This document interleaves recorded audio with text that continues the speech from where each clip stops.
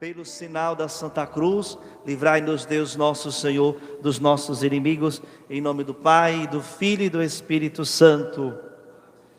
Nós clamamos que o Espírito Santo, ele pudesse nos preencher, porque muitas vezes estamos repletos de tantas situações que temos que tomar uma decisão em nossa vida, no nosso processo de conversão, de mudança de vida.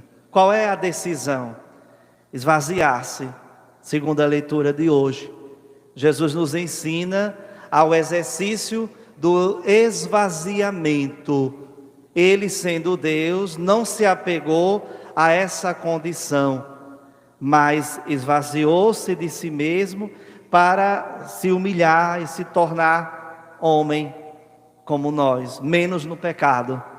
E o Senhor nos ensina que na vida, eu, você, todos nós temos que fazer este movimento de esvaziamento, porque vamos ter que ser sinceros, nós nos permitimos nos preencher de tantas situações que não constroem, que são destrutivas, tantas imundícies, tantos pecados que vão chegando, tantos maus pensamentos, realidades, e aí o Senhor todos os dias está dizendo: meu filho, minha filha, se você quer ser preenchido pelo Espírito Santo, que é Deus, que você possa também tomar a decisão do esvaziamento.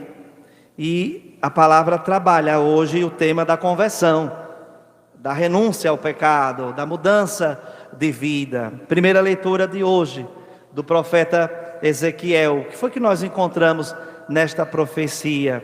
Vejam só, muitas vezes o profeta estava direcionando esta comunidade, o povo de Israel, que estava com rebeldia. E a fala do povo era que a conduta de Deus não era correta. E aí Deus manda uma resposta, porque há homens que interrogam a Deus, há homens que questionam a Deus. Ainda hoje nós encontramos pessoas: mas meu Deus, por que estou passando isto? Eu não estou entendendo. Por que esta dificuldade? Por que esta prova? Por que este obstáculo na minha vida? E aí a palavra que o Senhor ofereceu através da boca do profeta Ezequiel, ela serve também para nós. Nosso Senhor responde: é a minha conduta que não é correta? Ou é antes a vossa conduta que não é correta? Quando o justo se desvia da justiça, pratica o mal e morre. É por causa do mal praticado que ele morre. Ou seja, uma decisão má, uma escolha ruim, uma decisão da nossa parte que não vai nos dar felicidade, que não agrada a Deus, que não agrada o Espírito Santo de Deus, nós vamos ter como consequência a morte. Quantas vezes os pecados que cometemos nos levam ao buraco, ao precipício da morte. E aí nosso Senhor está pedindo para nós, para que sejamos como aquele que se arrepende dos pecados realizados, que tem a humildade de dizer: eu falhei, eu errei, eu deveria ter tido um outro comportamento, eu deveria ter tomado uma outra decisão, eu fui vaidoso, fui orgulhoso, fui arrogante, fui egoísta. Todos nós passamos por essas realidades, meus irmãos e minhas irmãs. São realidades humanas. Deixamos o prazer falar mais forte, o poder falar mais forte, o ter falar mais forte.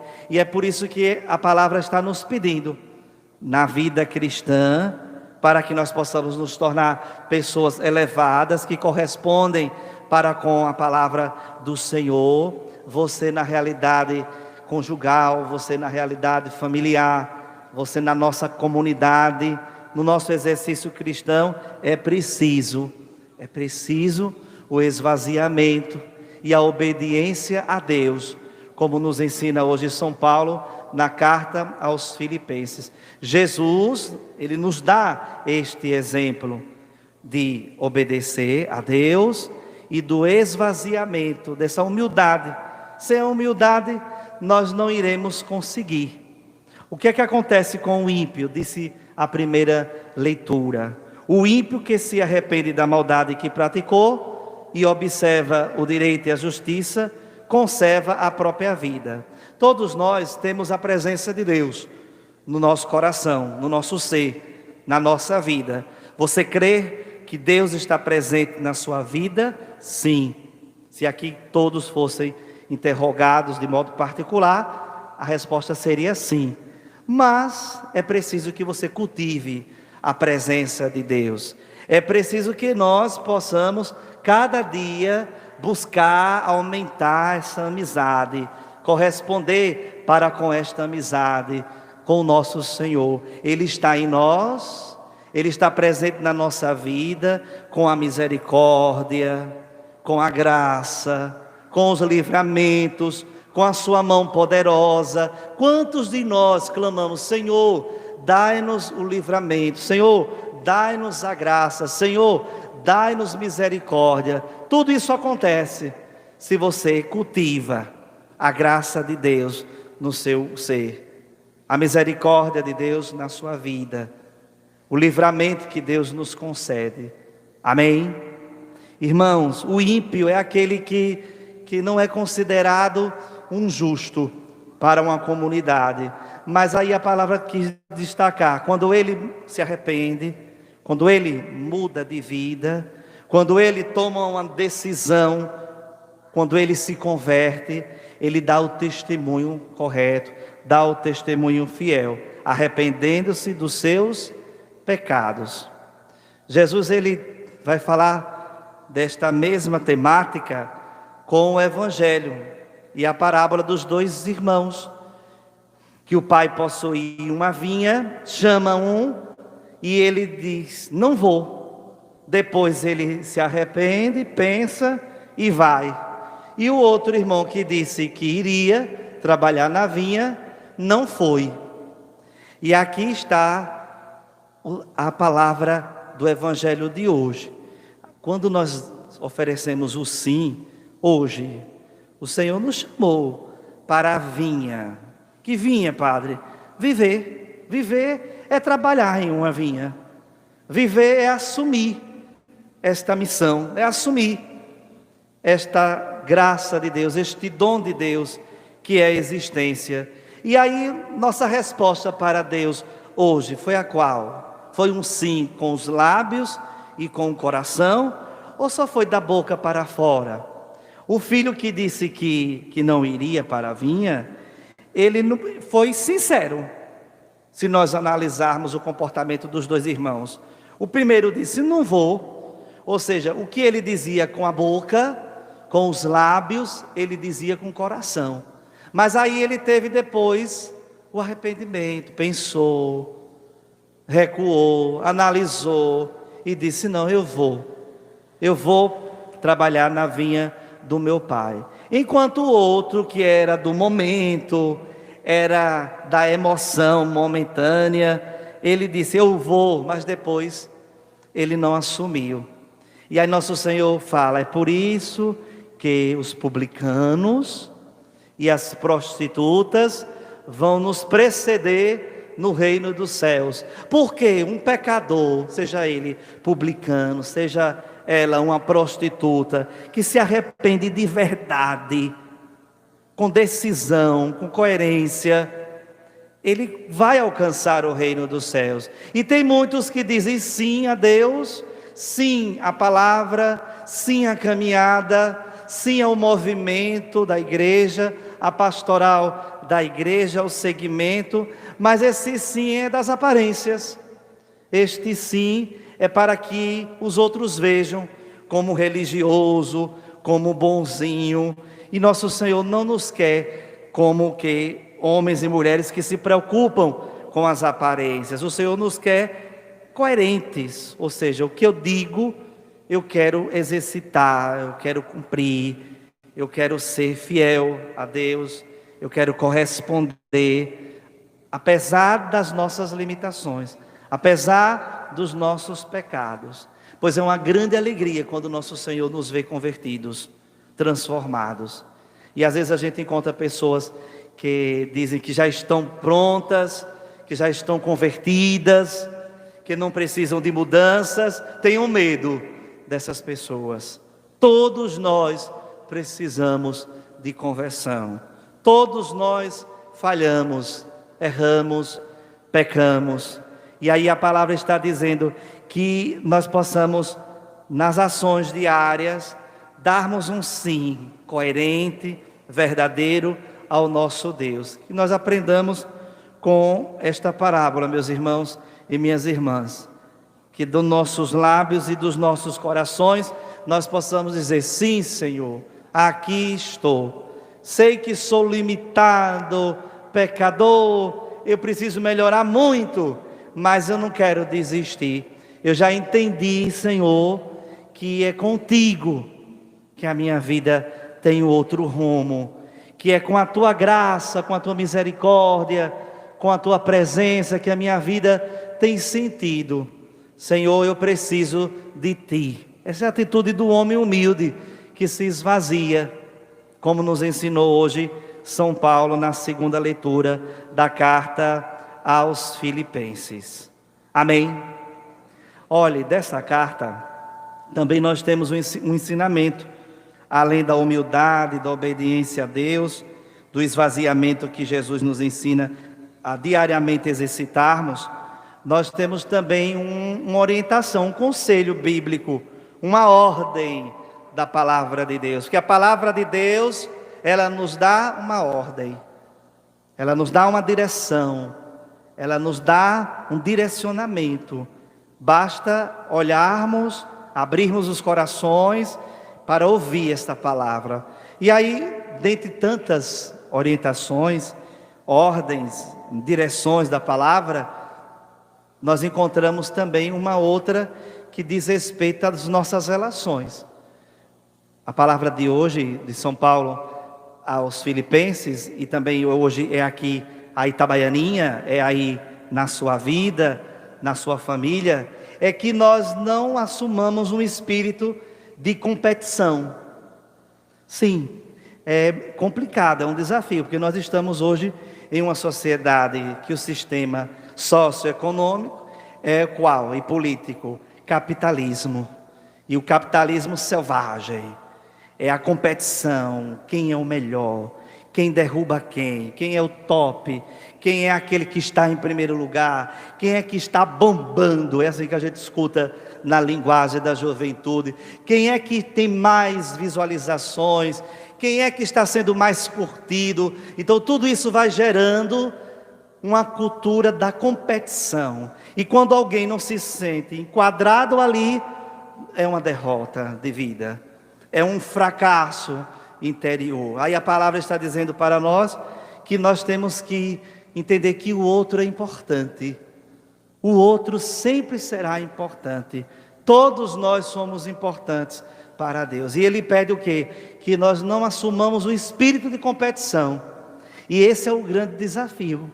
Sermos cristãos no mundo de hoje, em uma sociedade capitalista, nesse contexto, nós não vamos mudar o contexto sócio, político e econômico. É este do qual nós vivenciamos diariamente, estamos sujeitos, mas enquanto cristãos, nós temos que andar muitas vezes na contramão desta mentalidade capitalista, nas nossas ações, nos nossos comportamentos, no nosso testemunho. Enquanto cristãos, nós somos também chamados a remar contra a maré.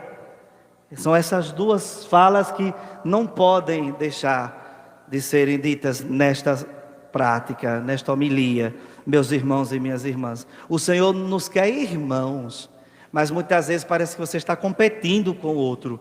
E isso começa até dentro de casa, quando um pai ou uma mãe, de modo não refletido, infeliz, diz: esse é melhor do que esse é mais inteligente do que esse tem um cabelo melhor do que o outro, essa é diferente desta ou daquele. Pronto, começam as comparações, e dessas comparações pequeninas vai se criando a rivalidade, a competição, a intriga. Aquilo se multiplica para a sociedade. E aí gera uma celeuma, gera uma desordem, gera o que nós temos hoje. Parece que as pessoas vivem se competindo o tempo inteiro. E aí nós vamos levando até para a caminhada espiritual. Quem é o melhor, quem é que fala melhor, quem é que canta melhor. E aí nosso Senhor nos quer o quê? Irmãos, e não comparando-se, e não competindo um com o outro. Isso não acontece? Fez outra, aí a palavra está dizendo, o outro é importante. Sempre será importante. O que é que eu tenho para lhe oferecer? Tem algo, pode ter certeza. Deus não coloca ninguém na vida do outro para você também não perceber a importância. Até para você não fazer, muitas vezes, os erros daquele que está ali. Já é um aprendizado. Já houve algo que agregou. Por isso que a palavra sempre vai nos convidar a remarmos contra a maré, andarmos contra a mão, diante de mentalidades que querem destruir o que Deus pede, o que Deus nos orienta. Porque o que Deus nos pede, o que Deus nos orienta, sermos humanos,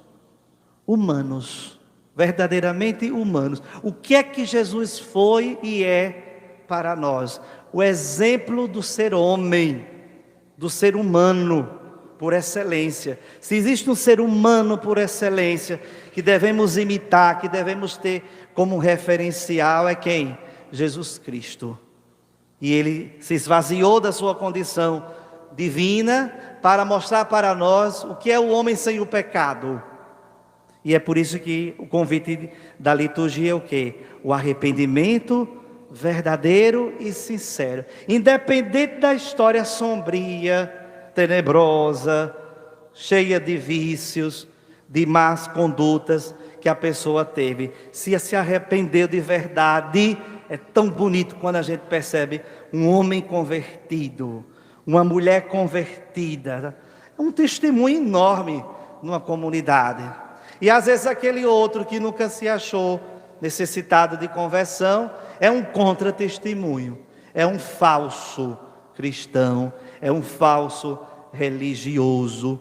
E é por isso que Jesus ele vai e mexe no espinho da comunidade, sobretudo dos anciãos e doutores da lei, dizendo: as prostitutas e os publicanos vão preceder. Pronto, eles acharam aquilo um absurdo quando o nosso Senhor disse isso. O que ele está dizendo?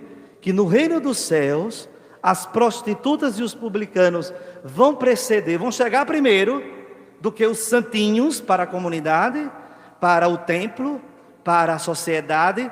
Sim, porque talvez aqueles publicanos e prostitutas que se converteram de verdade, foi com coerência, com sinceridade. E ainda os que estão nas aparências de religiosidade, de santidade, precisam de muita conversão e de coerência. Nosso Senhor era assim, na sua fala. Ele incomodava também, ele estremecia algumas realidades, porque ele era sincero. Ele era como esse filho aqui, que na hora que o pai chamou para trabalhar na vinha, não vou. Ou seja, o meu sim seja sim, meu não seja não. Mas depois esfriou a cabeça, refletiu, pensou: meu pai me chamou, eu vou. Olha que bonito. Nós somos humanos e podemos nos arrepender de algumas ações. Já tem pessoas que dizem: não vou voltar atrás, a minha palavra foi dita. E aí a arrogância invade a pessoa e alguém aconselha: rapaz, releve, criatura, leve por menos, não se desgaste, veja o bem da família, veja o bem da comunidade, não vá se desgastando dessa maneira, não, e se torna irreversível. E aí a palavra está dizendo que o arrependimento, voltar atrás, faz parte da vida, todos nós. Quem foi que disse que sempre a gente acerta?